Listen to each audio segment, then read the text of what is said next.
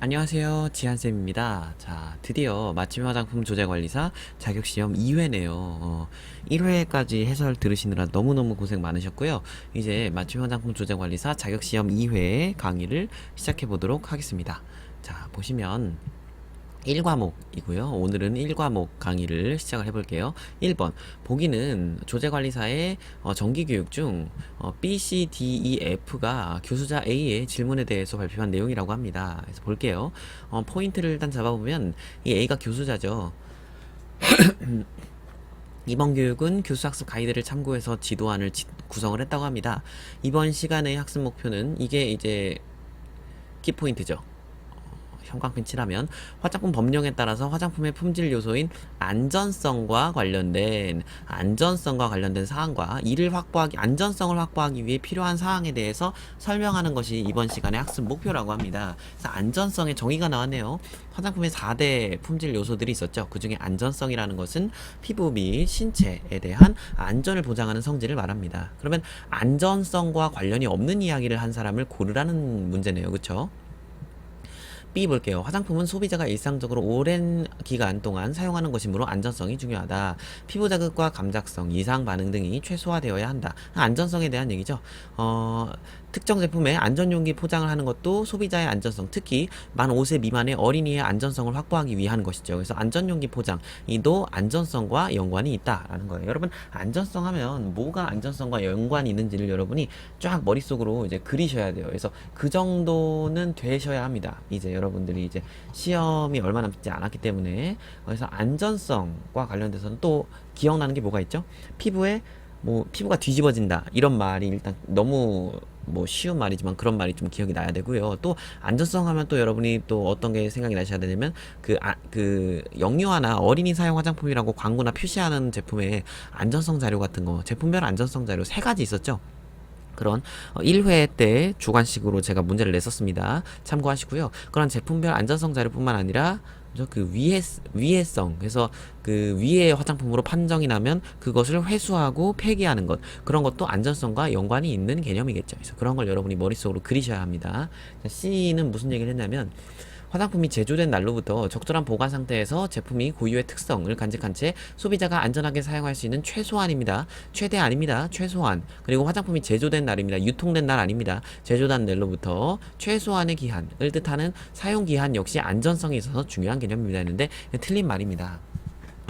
사용 기한은요, 소비자가 안전하게 사용할 수 있는 최소한의 기한이 아니라 소비자가 안정적으로 사용할 수 있는 그런 최소한의 기한이라고 하죠. 그래서 소비자가 안정적으로 사용할 수 있는 기한을 말해요. 일단 이 말 자체가 지금 말을 일부러 지금 이렇게 만들었죠. 그래서 안전하게 사용할 수 있는을 X 치시고요. 소비자가 안정적으로 사용할 수 있는 최소한의 기한이다 라고 이제 고쳐주셔야 되겠죠. 그래서 사용기한이라는 건요, 안전성이 아니라요, 안정성에 연관이 있습니다. 안정성이 뭐냐?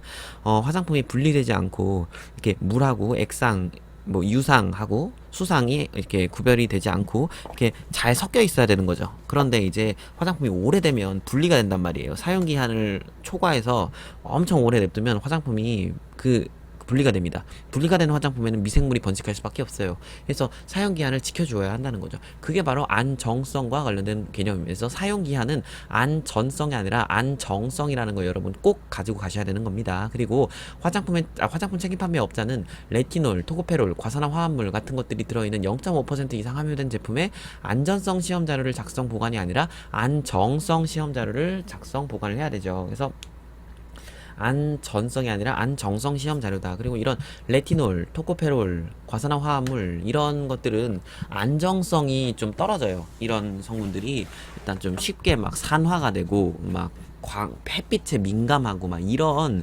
계통인 경우가 있습니다. 그래서 이러한 아니면 효모들 이런 것들도 굉장히 좀 이게 불안정하죠. 그래서 이러한 것들은 0.5% 이상 함유된 제품을 파는 화장품 책임 판매업자는 이러한 것들이 들어간 최종 제품에 대해서 안전이 아니라 안정성 시험 자료를 작성 보관해야 합니다. 따라서 C가 틀렸습니다. C는 안전성이 아니라 안전성이 아니라 안정성과 관련된 구체적인 사례를 이야기했기 때문에 C는 틀렸습니다. 물론 이 말 자체는 말도 틀렸네요. 생각을 해보니까 안전하게 사용할 수 있는 게 아니라 안정적으로 사용할 수 있는 이니까. D로 넘어갈게요. 안전성을 위해서 책판업자는 영유아, 어린이 사용 화장품이라고 아까 제가 말했던 부분이네요. 그래서 이런 아이들이 사용하는 화장품의 경우에는 안전한지에 대해서 구체적인 자료를 보관을 해야 되겠죠. 그러한 자료를 뭐라고 하냐면 제품별 안전성 자료라고 하고요. 이러한 화장품의 1차 포장에 사용 기한, 그러니까 이런 베이비 로션 같은데 사용 기한을 표시를 했다. 그러면 어딨죠? 1년까지의 기간 동안 그런 이 제품별 안전성 자료를 보관을 해야 됩니다. 사용 기한하고 1년이 세트고요. 개봉 후 사용 기간이나 제조 연월일 하는거는 3년이 세트라는 얘기 심화 문제집에서 많이 다뤄드렸습니다. 자, DC의 발표를 보충하자면 영유아 사용, 어린이 사용 화장품에 여기 그래 말이 나오는 거죠. 3년. 그러니까 어딨죠? 제조 연월일이라는 말이 나오면 3년하고 세트다. 그리고 사용 기한이라는 말이 나오면 1년하고 세트다라고 제가 말씀을 드렸었습니다. 그래서 이런 보관을 해야 되고 이때 이것도 너무 중요합니다. 제조는 제조일자를 기준으로 합니다. 근데 수입은요, 수입일자를 기준으로 하는 게 아니라요, 수입은 통관일자를 기준으로 합니다. 이것도 여러분 꼭 하나 포인트 잡고 가시기를 당부드립니다. 400제나 심화문제집에서 제가 해설 강의할 때 정말 많이 이야기를 해드렸으니까 이제 구체적으로는 여기까지만 정리를 하고 넘어가도록 하겠습니다. F. 다들 정말 해박하시군요. 저는 위해평가 관련된 내용, 그리고 유해 물질과 관련된 내용, 위해 평가 역시 화장품의 품질 요소인 안전성을 보장하기 위한 평가라고 할 수 있습니다. 맞는 말이겠죠? 화장품이 만약에 뭐 화장품 안에 뭐 그런 그 알려지지 않은 기술이 들어간 뭐 그런 화장품을 판매를 한다든가, 아니면 그 화장품에 약간 외국 정부에서 이거 좀 위험할 것 같다라고 하는 그런 원료가 화장품에 들어간 상태로 유통 판매됐다면 식약처에서는 그것을 이제 위해 평가, 구체적인 위해 평가의 4단계의 위해 평가의 과정을 거쳐서 그런 것을 최종적으로 평가를 할 수 있겠죠. 이런 것도 소비자의 무엇 확보를 위한 조치예요. 소비자의 안전성 확보. 이것도 품질 요소인 화장품의 안전성 확보를 위해서, 보장하기 위해서 위해 평가를 실시하는 거죠. 맞습니다. 위해 평가 역시도 안전성과 관련이 있는 개념이라는 거 짚고 넘어가시면 좋겠습니다. 따라서 답은 2번이겠네요. 자, 2번 보도록 하겠습니다. 자, 보기는 화장품법에 대해 공부하는 맞춤 화장품 조제관리사 A의 필기 노트 중 일부라고 합니다. 다음 중 기억에 들어갈 수 없는 화장품법의 규정은 했는데, 이 조항은 국내에서 판매되지 않고 수출만을 목적으로 하는 제품은 위에 기억에 해당하는 규정을 적용하지 않고 수입국의 규정을 따를 수 있습니다. 그랬는데요. 여러분 보시면 수입국의 규정을, 그러니까 화장품 법이 적용되는 범위는 대부분 다 뭐겠습니까? 우리나라에서 유통 판매되는 화장품을 이야기를 해요. 그래서 예를 들면 안전용기 포장을 해야 되는 여러 가지 화장품들이 있었죠. 그런 화장품들은 안전용기 포장을 꼭 해야 돼요. 근데 안전용기 포장을 해야 하는 화장품들은 국내에서 제조돼서 유통되거나 아니면은 해외에서 죄송합니다. 잘못 말했습니다. 해외에서 수입되는 그런 화장품들에 대한 설명인 거죠. 그래서 수출하는 화장품의 경우에는 수출국, 우리나라에서 수출을 해요. 예를 들어서 중국에 수출을 합니다. 그러면 어느 나라 법을 따라야 되겠어요? 중국 법을 따라야 되는 거죠. 그런 겁니다. 그래서 대부분 국내에서 판매되지 않고 수출만을 목적으로 하는 제품, 그러니까 이거는 우리나라에서 유통 판매되는 게 아니라 외국에서 유통 판매되는 화장품 같은 경우에는 이 규정을 적용하지 않아도 된다. 안전용기 포장 적용하지 않아도 됩니다. 이거는 국내에서 유통 판매되는 화장품들만 하네요. 그리고 여기 화장품의 기재사항 여러 가지 법칙이 있었죠. 그러한 법칙을 따라야 합니다만 외국에서 유통되는 화장품의 경우에는 이런 걸 따를 필요가 없이 외국의 기재사항을 따르면 됩니다. 화장품의 가격 표시 역시 이것도 우리나라에서 유통 판매되는 화장품의 경우에는 가격 표시를 따라야 되겠지만 외국에서 유통 판매되는 화장품은 외국의 가격 표시법을 따릅니다. 기재 표시상의 주의를 이제 막 적잖아요. 그런 주의도 우리나라에서 유통되는 화장품의 경우에만 적고, 다른 그런 수출하는 화장품의 경우에는 그 수출국의 규정을 따르는 거죠. 근데 이제 5번이 틀렸는데요. 부당한 표시 광고의 행위 금지. 이 제13조의 이것은 그냥 이런 예외 조항이 없습니다. 그래서 이것은 이런 것은 뭐 수입국의 규정에 따른다, 뭐 이런 얘기가 없습니다. 이런 건 없습니다. 따라서 답은 5번입니다. 네. 굉장히 이것도 법을 외우지 않으면 헷갈리는 문제죠. 3번은 넘어갈게요. 3번은 화장품 안전성 정보관리 규정이라는 규정이 있는데요. 굉장히 중요한 규정이에요. 이 규정의 제2조에 보면 정의가 나와 있는데요. 이렇게 쭉쭉쭉쭉 정의가 나와 있습니다. 이 정의들을 여러분이 꼭 암기를 해야 돼요. 그리고 화장품 안전성 정보관리 규정에 따르면 이제 그런 유해 사례 같은 것을 이제 언제 해야 되는지, 그리고 이제 그런 안전성 정보를 어떻게 보고를 해야 되는지, 뭐 이런 구체적인 사항이 나와 있으니까요. 이것도 꼭 학습을 하셔야 됩니다. 이것을 어떻게 학습하냐면 심화 문제집에 제가 다 다뤄놨습니다. 그래서 거기에 개념도 다 실어놨습니다. 안전성 정보를 정기 보고하는 경우가 있고 신속 보고하는 경우가 있고요. 안전성 정보를 통상적으로 보고하는 경우가 있는데요. 그러한 것들에 대해서는 제가 심화 문제집에서 강의를 했습니다. 자, 일단 1번 볼게요. 옳은 거 고르래요. 유해 사례 했는데요. 유해 사례라는 것은 지금 질병을 제외한 화장품의 사용 중 발생한 바람직하지 않고 의도되지 않은 징후, 증상을 말하며 해당 화장품, 당해는 해당이란 뜻이에요. 똑같은 말이에요. 해당 화장품과 반드시 인과관계를 가져야 되는 것은 아니다. 여기까지는 맞는데요. 이 말이 틀렸어요. 질병을 제외한다? 아니에요. 유해 사례는요, 질병도 포함합니다. 그래서 화장품을 발랐는데 질병이 났다. 그런데 그 질병이 난 게 이게 화장품 때문인지 아닌지는 잘 모르겠다. 반드시 인과관계를 가져야 되는 것은 아니다 했으니까, 그러면 유해 사례라고 보는 거예요. 해당 화장품을 사용했는데 30명이 사용했는데 30명 중에 28명 이상이 그런 똑같은 증상을 나타냈다. 하지만 그게 화장품 때문인지 아닌지는 모르겠다. 정확히는 모르겠지만 발생률이 높았기 때문에 화장품을 의심하는 게 좀 나름 타당하다고 생각한다. 이런 게 이제 유해 사례인 거죠. 그래서 그게 만약에 질병도 포함이고요. 질병이 아니더라도 어떤 징후가 있겠죠. 증상 이런 거. 그래서 질병을 포함합니다. 질병도 유해 사례라고 봅니다. 실마리 정보란 뭐냐면요, 위해 요소와 화장품 간의 인과관계 가능성이 있다고 보고된 정보가 아니라요, 유해 사례입니다. 그러니까 유해 사례랑 실마리 정보는 세트로 외우셔야 돼요. 그래서 유해 사례는요, 인과관계를 가져야 되는 건 아니에요. 해당 화장품의 인과관계를 꼭 가져야 되는 건 아니지만 인과관계가 있어도 되겠죠. 있어도 됩니다. 하지만 반드시 인과관계를 꼭 가져야 될 필요는 없다라는 거예요. 그래서 화장품 때문에 이렇게 됐는지는 모르겠어. 하지만 그런 것 같아. 이게 유해 사례인 거예요. 그런데 이 유해 사례가 계속해서 발생을 하겠죠. 그래서 유해 사례가 예를 들어서 100건, 150건, 200건 이렇게 발생했다. 근데 이런 유해 사례 중에서도 이제 그 여러 가지 이제 과학 실험이나 여러 가지 현상들을 분석을 하겠죠. 분석 과정 속에서 이 유해 사례가 여태까지 인과관계가 뚜렷하게 밝혀진 적은 없었는데, 그런데 인과관계가 좀 있을 것 같다. 인과관계 가능성이 있는데 라고 보고된 정보들이 있어요. 그런 정보를 실마리 정보라고 한다라는 거죠. 그렇죠? 그래서 위해 요소와 화장품 간의 인과관계 가능성이 아니라요, 유해 사례입니다. 유해 사례와 화장품 간의 인과관계 가능성이 있다고 보고된 정보를 실마리 정보예요. 하지만 증거는 불충분해요. 인과관계가 알려지지 않거나 입증 자료가 불충분한 걸 말해요. 그래서 아주 간단히 얘기하면 이런 거죠. 유해 사례라는 건 반드시 인과관계를 가져야 되는 건 아닌 그런 질병을 포함한 그러한 정보들을 유해 사례라고 한다면, 그 유해 사례가 계속해서 이제 제보가 되겠죠. 제보되는 중에는 이제 이 유해 사례가 어쩌면 화장품과 인과관계가, 그러니까 원인과 결과 선후관계, 인과관계가 나름 명확해지는 것 같다.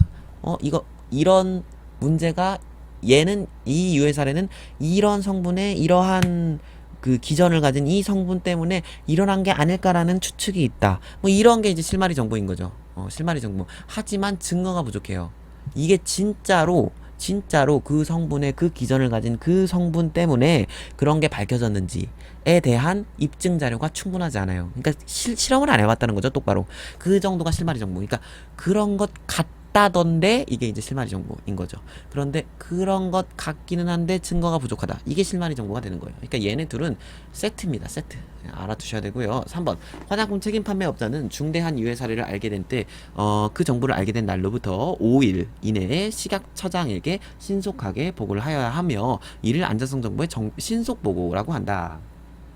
라고 했는데요.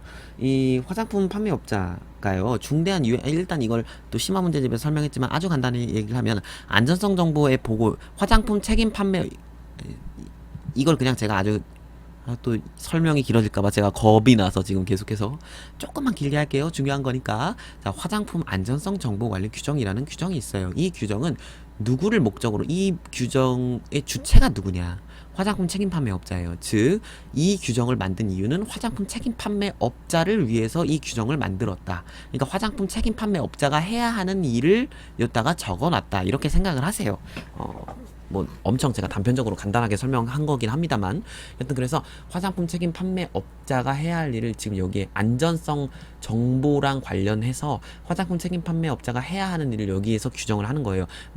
그런데 이 화장품 책임 판매업자가 두 가지를 해야 돼요. 안전성 정보를 관리할 때 신속 보고가 있고요. 안전성 정보를 정기 보고하는 게 있어요. 첫 번째 신속 보고, 두 번째 정기 보고. 그래서 신속 보고라는 건 말 그대로 신속하게 보고를 해야 되는 거죠. 그래서 엄청 중대한 것들. 그러니까 아까 전에 유해 사례 있었잖아요. 이 유해 사례 중에서 정말 위험한 것들을 중대한 유해 사례라고 해요.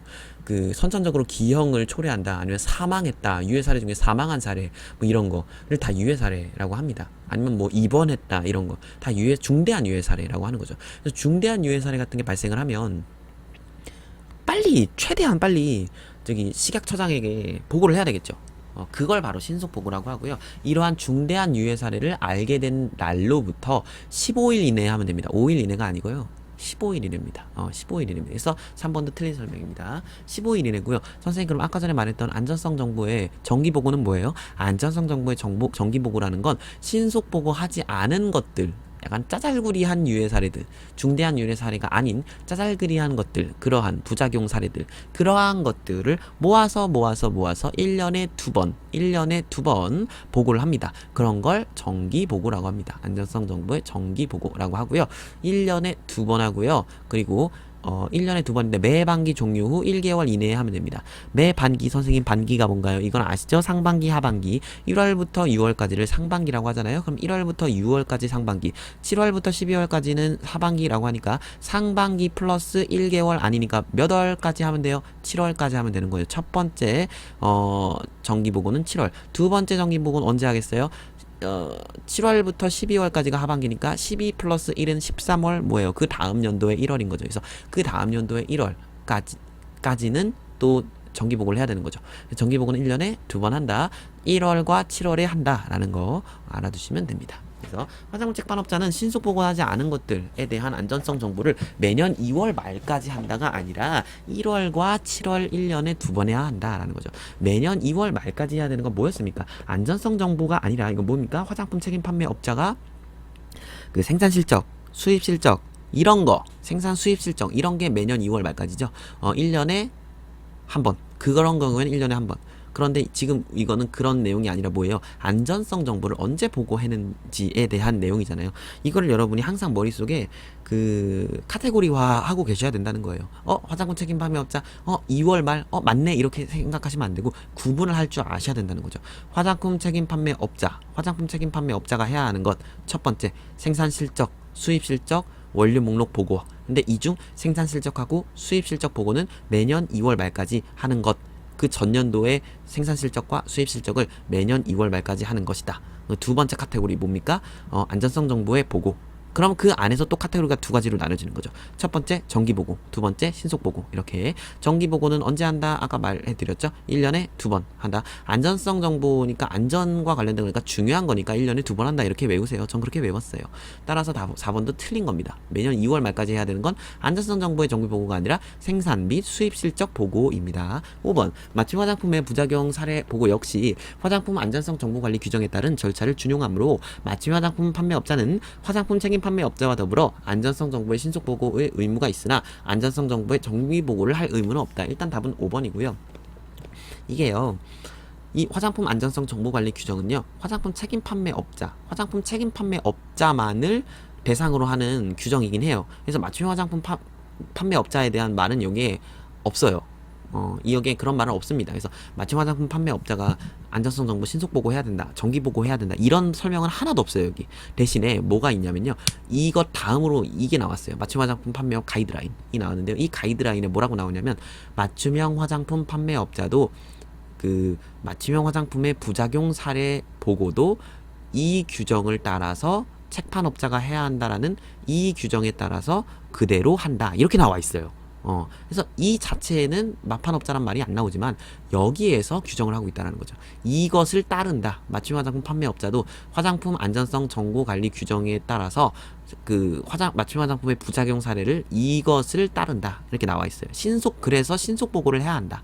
그래서 안전성 정보에 신속 보고를 해야 된다라고 나와 있어요. 그런데요, 그 어디에도 맞춤 화장품 판매업자는 신속 보고를 해야 되지만 정기 보고를 하란 말은 없습니다. 즉 안전성 정보의 정기 보고는요, 맞춤 화장품 판매업자가 해야 할 의무가 없어요. 맞춤 화장품 판매업자는 다만 의무 딱 한 가지가 있어요.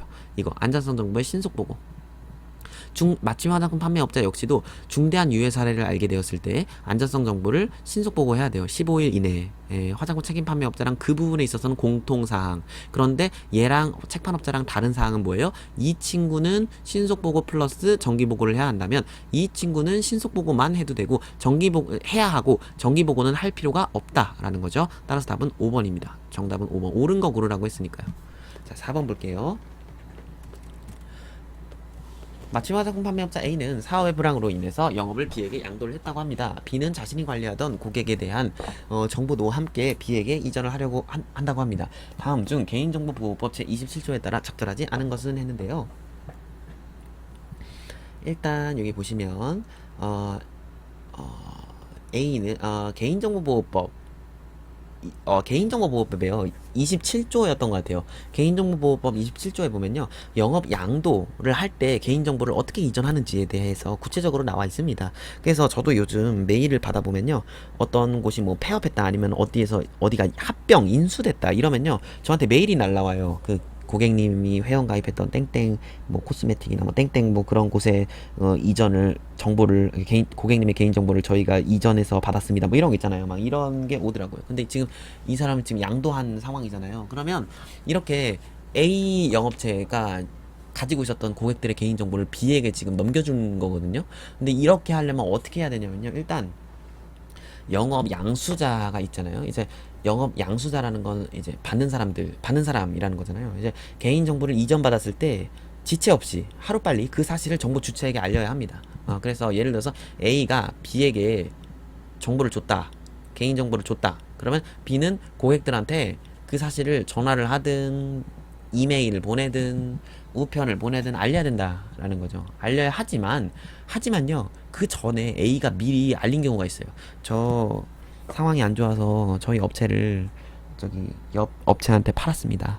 그래서 고객님들의 정보를 제가 B 업체에게 다 양도를 하려고 합니다. 이렇게 만약에 A가 먼저 알렸다. 얘가 주기 전에 알렸다. 고객들한테 고지했다. 그러면 굳이 B가 한 번 더 알릴 필요가 없어요. 그래서 원래 원칙은 B가 알리는 게 원칙이긴 한데요. 그 양도자가 만약에 먼저 알렸다. 그런 상황을 먼저 고객들에게 고지를 했다. 그러면 B가 중복적으로 할 필요는 없다. 그래서 다음 중 제 27조에 따라 적절하지 않은 것은 했는데 1번부터 볼게요. 개인정보 여기 볼게요. A는 고객들의 개인정보를 B에게 이전하려는 사실을 고객들에게 서면으로 통보하였다. 잘했습니다. 원래 서면을 통해서 해당 정보 주체에게 알려야 하는 것이 원칙입니다. 그리고 2번 볼게요. 개인정보 처리자는 여기 A는 고객들에게 개인정보를 이전하려는 사실과 더불어 B의 성명, 주소, 전화번호, 이메일 주소 및 정보 주체가 개인정보의 이전을 원하지 않는 경우 조치할 수 있는 방법을 알렸다. A씨는 지금 양도자죠. 그래서 개인정보 처리자 입니다. 개인정보 처리자는 영업의 전부 또는 일부의 이런 양도, 합병 같은 걸로 지금 개인정보를 다른 사람에게 지금 이전하려는 경우잖아요.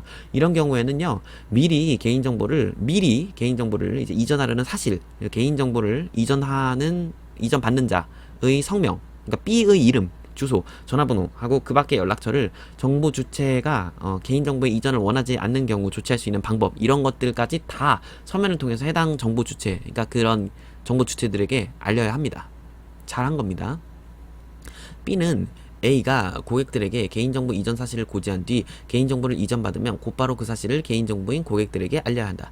B는 A가 고객들에게 개인정보 이전 사실을 고지한 뒤 이미 고지를 먼저 했죠. 개인정보를 이전받으면 아니죠. 그럴 필요가 없죠. 따라서 답은 3번이죠. 이미 A가 지금 체계적으로 고지를 했어요. 첫 번째와 두 번째 방법을 통해서 굉장히 체계적으로, 그리고 심지어 이전받는 곳의 이름, 이 사람의 이름까지도 지금 다 밝혔기 때문에 또 알릴 필요는 없습니다.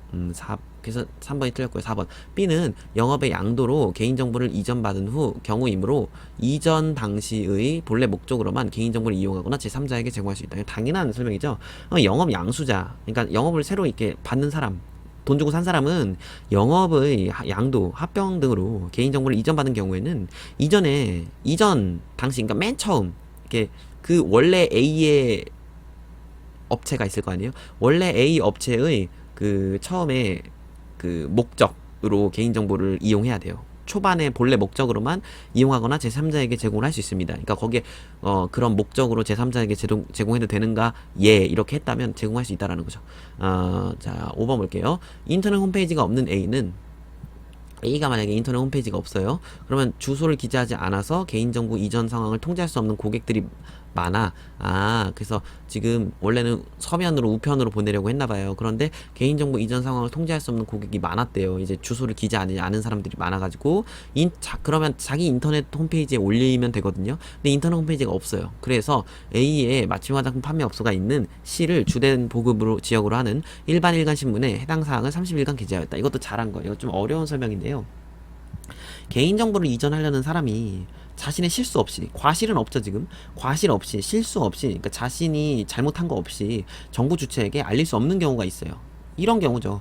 주소를 기재하지 않았어요. 고객들이 주소를 기재하지 않았기 때문에 A는 통지를 하고 싶어도 통지도 못해요. 그래서 인터넷 홈페이지에 통지를 하고 싶어도 인터넷 홈페이지에 통지를 할 수도 없어요. 없으니까. 그래서 원래는 인터넷 홈페이지가 있다면, 주소를 기재하지 않았다면, 고객들이 주소를 기재하지 않았다면 해당 사항을 인터넷 홈페이지에 30일 이상 게재를 하면 돼요. 그런데 인터넷 홈페이지에 게재할 수 없는 정당한 사유가 있는 경우에는 그 보기 쉬운 그냥 그 매장 바로 앞에 그 사업장 안이거나 사업장 밖에다가 보기 쉬운 장소에다가 30일 이상 게재를 하거나, 아니면 이런 A의 사업장이 있는 그런 시도 이상의 이제 지역을 주된 보급 지역으로 하는 신문, 일반 일간 신문, 조선일보 이런 데죠. 아니면 한겨레 이런 데, 일반 주간 신문이나 아니면 인터넷 신문 같은 데다가 써도 됩니다. 30일간 게재해도 됩니다. 그래서 답은 옳지 않은 거니까 3번이죠.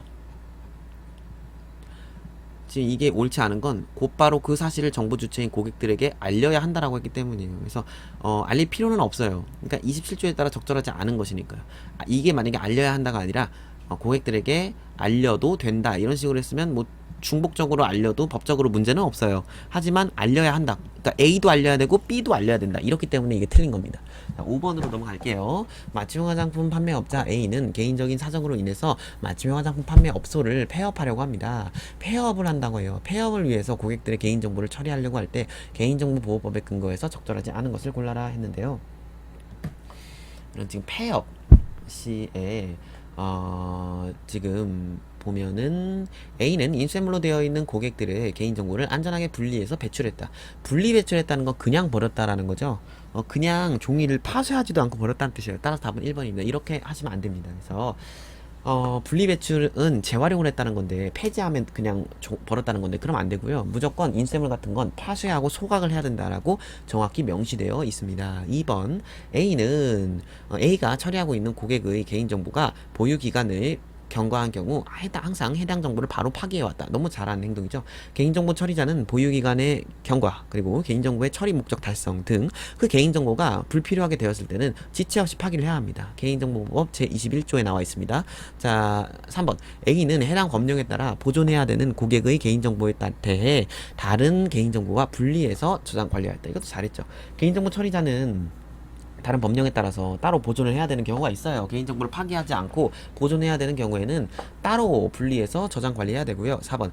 A는 폐업 전에도 개인정보의 처리 목적이 달성된 경우 지체 없이 고객 정보를 파기해왔다. 이것도 잘한 거죠. 개인정보 처리자는 보유기간의 경과, 개인정보의 처리, 목적 발생 등, 달성 등 이런 불필요하게 됐을 때는 이렇게 파기를 해야 된다는 거죠. 그래서 지금 2번하고 4번은 똑같은 얘기입니다. 사실상. 5번. A는 개인정보의 일부만을 파기하여야 하는 상황이 생겨서 고객의 개인정보가 담긴 인쇄물에 파기하여야 하는 해당 부분을 마스킹, 천공 등의 방법으로 삭제하였다. 이것도 잘했어요. 이게 개인정보보호위원회가 고시한 것을 따르면 개인정보 처리자가 개인정보의 일부를 파기하는 경우에는 이제 예를 들면 전자 파일이다. 그러니까 한글 파일로 되어 있다. 그러면 개인정보를 삭제한 다음에 복구하고 재생되지 않도록 관리하고 감독을 해야 되고요. 그런데 이제 개인정보가 인쇄물인 경우가 있잖아요. 이걸 프린트하거나 아니면 기록물, 고객이 직접 기록을 해서 막 손으로 쓴 거, 주소 땡땡 인천시 무슨 구 막 이런 식으로 그런 것이, 근데 만약에 그런 주소 이런 게 필요가 없어졌다 그러면 해당 부분을 마스킹, 그러니까 이게 검게 칠한다는 거죠. 천공은 구멍 뚫는다는 거, 아예 그냥 안 보이게 뚫어버린다는 거. 이거 마스킹이나 천공 등으로 삭제를 해야 합니다. 그런 해당 부분에 있어서는 이게 원칙입니다. 어쨌든 법적으로 원칙입니다. 따라서 답은 1번입니다. 6번 갈게요. 6번은요 고유식별 번호, 고유식별 정보랑 그 뭐죠, 민감 정보에 대해서 제가 이게 좀 여러분들이 헷갈려 할 것 같아서 일부러 더 헷갈리게 문제를 냈습니다. 보시면 민감 정보란 사상, 신념, 노동조합, 정당의 가입, 탈퇴, 정치적 견해, 건강, 성생활 등에 관한 정보, 그 밖에 정보 주체의 사생활을 현저히 침해할 수 있는 우려가 있는 개인정보를 말합니다. 맞고요. 그래서 이런 것들이 있어요. 이런 건 그냥 보시고 외워주세요. 그러니까 민감한 정보를 얘기합니다. 그러니까 좀 예민한 정보들, 이런 것들을 다 민감 정보라고 하고요. 그래서 이런 민감 정보의 종류는 이렇게 정해놨습니다. 유전자 검사 결과, 범죄 경력 자료, 개인의 신체적, 생리적, 행동적 특징 정보. 그래서 이러한 것들, 인종, 민족에 관한 정보, 이런 것들은 여러분이 5번 정도 읽어보세요. 이런 것을 민감 정보구나라고 여러분이 주관식으로 나오면 쓰실 수 있을 정도로, 그 정도로만 학습을 해주셨으면 좋겠어요. 민감 정보입니다. 민감 번호 아닙니다. 뭐 약간 가끔 이 끝에 헷갈리시는 분이 있어요. 민감 정보입니다. 그리고 이것도 고유식별 정보입니다. 고유식별 번호 아닙니다. 고유식별 정보입니다. 고유식별 정보라는 것은 개인이 고유하게 구별하기 위해서 부여한 식별 정보다. 그래서 이건요 다 번호예요. 하지만 정의에선 번호라고 쓰시면 안 돼요. 고유식별 정보 안에는 이러한 번호들이 4개가 있어요. 주민등록번호, 여권번호, 운전면허번호, 외국인 등록번호, 이 4가지는 꼭 외워두세요. 번호로 끝났지만 얜 번호 아닙니다. 고유식별 정보입니다. 자, 그렇다면 일반 개인 정보와 민감 정보 및 고유식별 정보를 같이 처리해도 됩니까? 했더니 안 됩니다 했는데, 여러분 그 사실은 그 고유식별 정보라는 건, 사실 고유식별 정보하고 민감 정보는 이렇게 따로 처리하는 게 이제 사실은 불법입니다. 그러니까 처리하면 안 돼요. 하지만 특별한 경우에는 처리를 할 수 있다고 보는데요. 그렇기 때문에 일상생활 속에서 우리는 다 이제 이러한 정보들을 적는 거죠. 그래서 이제 그런 개인정보 처리자가 우리의 그런 민감 정보랑 고유식별 정보를 받아가는 거죠. 그래서 보시면 개인정보보호법 제23조와 제24조에서 개인정보 처리자는 민감 정보 및 고유식별 정보를 처리할 수 없다. 원칙적으로는 처리할 수 없는 게 원칙입니다. 하지만 다른 개인정보의 처리에 대해서 이런 거에 대해서 따로 동의를 별도로 동의를 받는 경우, 그래서 그런 일반 개인정보 동의하십니까? 예 해놓고 그 밑에다가 이제 저희는 어쩔 수 없이 이러이러한 상황으로 고유식별 정보를 처리해야 됩니다. 여기에도 동의하십니까? 예, 이런 식으로 별도로 동의를 받은 경우에는 처리가 가능합니다. 이런 조항이 있습니다. 그래서 여기 보시면 고유식별 정보인 고객의 주민등록번호도 다른 개인정보의 처리에 대한 동의와 별도로 동의를 받은 경우에 처리가 가능합니까? 근데 네, 가능합니다.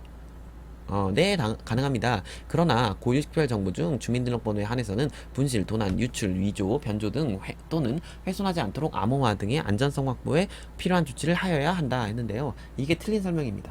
보시면요.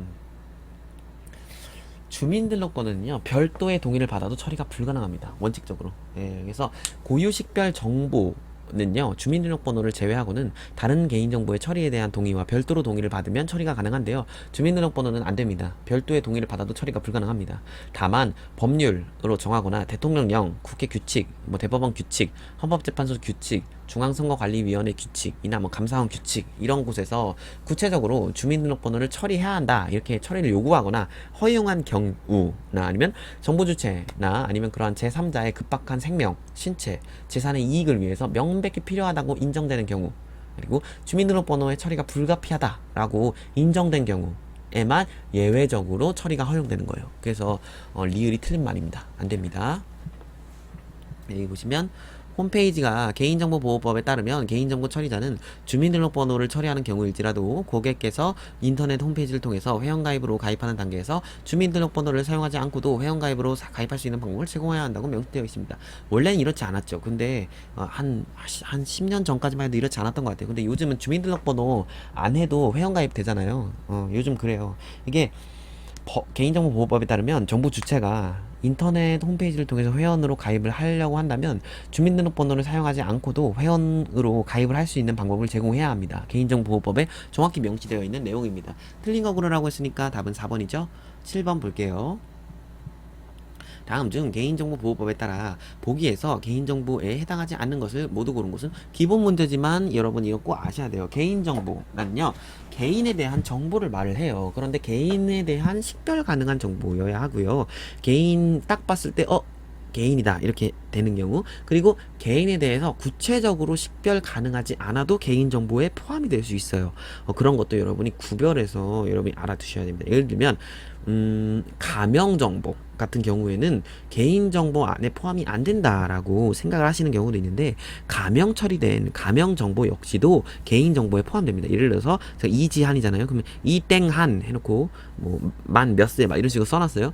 이거는 개인정보는 아닌 거 아니야? 아니죠. 개인정보를 가명 처리한 가명정보인 거지만 가명정보 역시도 개인정보에 포함이 됩니다. 개인정보라고 합니다. 그래서 가명정보의 정의 자체가 원래의 상태로 복원하기 위한 추가적인 정보의 사용이 없이는 특정 개인을 알아볼 수 없는 정보이다 라고 나와 있어요. 그런데 이러한 제한적인 정보 역시도 개인정보에 포함이 된다는 거 여러분 꼭 암기를 하셔야 되는 부분이고요. 그리고 개인정보라는 건 살아있는 사람에 대한 정보다라는 거고요. 그러니까 죽은 사람, 사망한 자의 정보는 개인정보가 아니고요. 그리고 단체에 대한 정보는 개인정보가 아닙니다. 법인이나 단체에 대한 정보들은 개인정보가 절대 아닙니다. 그리고 개인 사업자의 상호명, 사업장 주소, 사업자 등록번호, 납세액 같은 사업체 운영과 관련된 정보 역시도 개인정보가 아닙니다. 그리고 사물에 대한 정보도 개인정보가 아닙니다. 개인정보는 진짜 그 한 사람, 이지한 그 한 사람에 대한 정보를 개인정보라고 하는 거예요. 대신에 그 한 사람에 대한 정보가 가명정보일지라도 그런 것도 개인정보에 포함이 된다라는 거죠. 그리고 이제 동영상 같은 것도 다 개인정보입니다. 사진 이런 것도 다 개인정보예요. 그럼 기억 볼까요?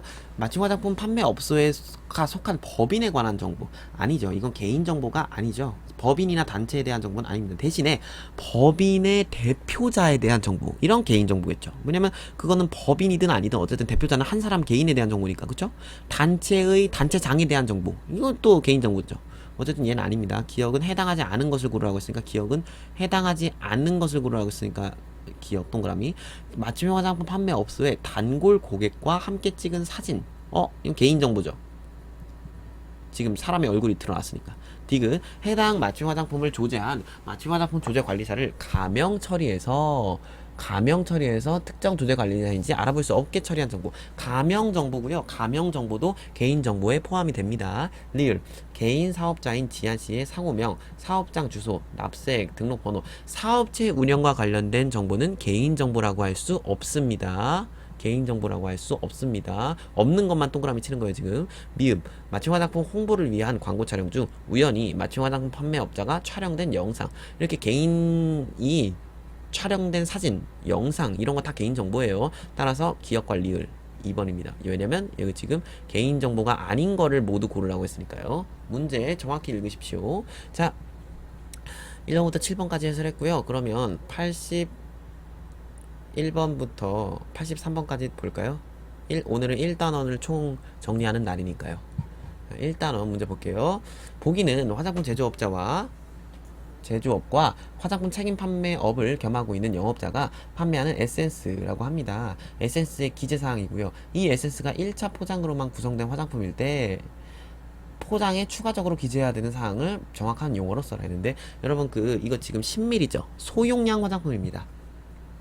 10ml가 일단 소용량 화장품이다라는 그 소용량 화장품의 기준을 여러분이 또 암기를 하셔야 되고요. 그리고 내용량이 10ml 이하 또는 10g 이하인 화장품의 1차 포장 또는 2차 포장에 반드시 포함되어야 하는 사항 5가지 있었죠. 제가 꼭 외우라고 했던 거. 첫 번째 화장품 이름, 두 번째 화장품 책판업자 또는 마판업자의 상호, 그리고 세 번째 가격, 네 번째 제조 번호, 다섯 번째 사용 기한. 이 5가지는 꼭 있어야 됩니다. 그래서 이게 함정 문제예요. 보시면 화장품의 이름 있네. 오케이. 제조업자나 책판업자니까 제조업 화장품 책판업자의 이름 있네요. 제조 번호 있어요.